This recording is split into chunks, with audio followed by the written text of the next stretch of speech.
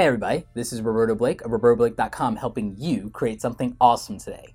So today we're going to talk about a very interesting subject that I haven't really addressed here on the channel. We're going to talk about Affinity and whether it's a Photoshop killer or not. Now, here's the thing. I did use the beta of Affinity and it was really cool. Unfortunately, I was having some issues where I wasn't able to screen record that at the time, and I've been debating whether or not I want to get it just to do some tutorials for those of you who want to use it or not, and I will probably still do that at some point. But in the meantime, we're just going to talk about it without a lot of fancy, screen recording shots of it going on, because that's not really what we need here to get to the heart of this. The thing is that the idea that Affinity is a Photoshop killer is nonsense. It is a good program, don't get me wrong, and it's a great program on a budget. Here's the couple of issues that I have though. It's a Mac-only application, which already creates an issue because it excludes a whole portion of the market of who this would be for. I think that Affinity is great for small businesses that need to do in-house design work and save a little bit of money and still get the resources and things they need and not pay a subscription model. I think that'd be great for very small shops, for mom and pop businesses, for solopreneurs, entrepreneurs. I think that Affinity would be really good for them, especially since they could just watch tutorials and learn how to do things for themselves.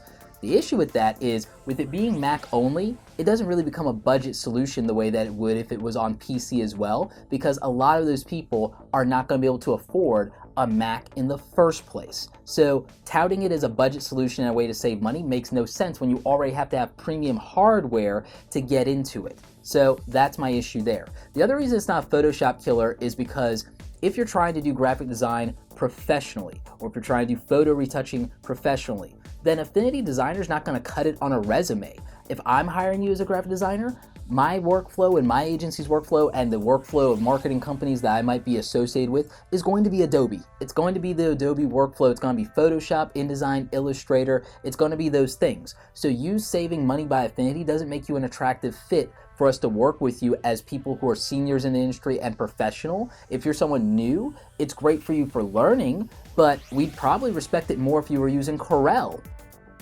So that would be an option because we know that name and we respect them. Affinity is newer. Serif has been around forever, but they've not been a higher tier professional product competitive to the Corels and the Photoshops and the Quark Expresses of the world. So they're not recognized and acknowledged in the professional community in the same way. They're interesting for enthusiasts and creative, but I'd respect you more saying that you have experience with Adobe Photoshop Elements than with Affinity at this point, because it's the Adobe name, it's Photoshop, it's the borrowed credibility there, and you'd be better off putting that on your resume, especially as a beginning designer, than putting Affinity on there, because what are we really going to do with that? And what if we don't have or use Affinity at the place that you're planning to work at?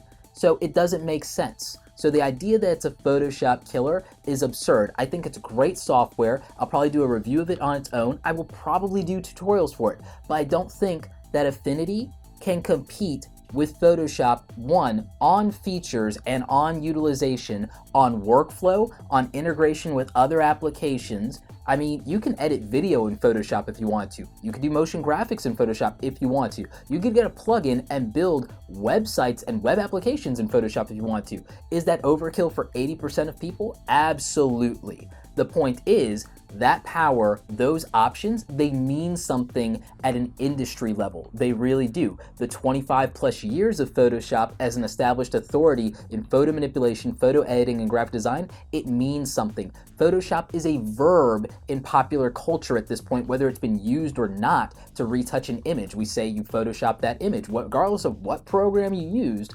We say that, and we all know that vernacular. The common person, the common 12-year-old knows what Photoshop is at this point. So I don't think that by any stretch of the imagination, even for the bottom market, that Affinity is a Photoshop killer, because Mac is not entering into the bottom tier market. You have to spend about maybe $600 to get an iMac Mini. That is tremendous. You have to spend $1,200, $1,500 to get an iMac. You have to spend about $1,200, $1,500 to get a MacBook Pro, $800 to get a MacBook Air. That is not something that entry-level people who are trying to save a few bucks on software are really going to accommodate. So I don't see it. Now, some of you may have a different opinion. Some of you may love Affinity Designer. I have nothing against it. I just don't think it's a Photoshop killer. But I want to know what you think. Am I right about Affinity not being competitive with Photoshop and not being a Photoshop killer for the reasons that I stated? Or am I missing something? Let me know in the comment section below and we'll have a conversation about it, and I'll answer any questions that you guys have. Anyway, like this video if you like it. Don't forget to subscribe. Remember that you can check out the Create Awesome community newsletter. As always, you guys, thanks so much for watching, and don't forget, create something awesome today.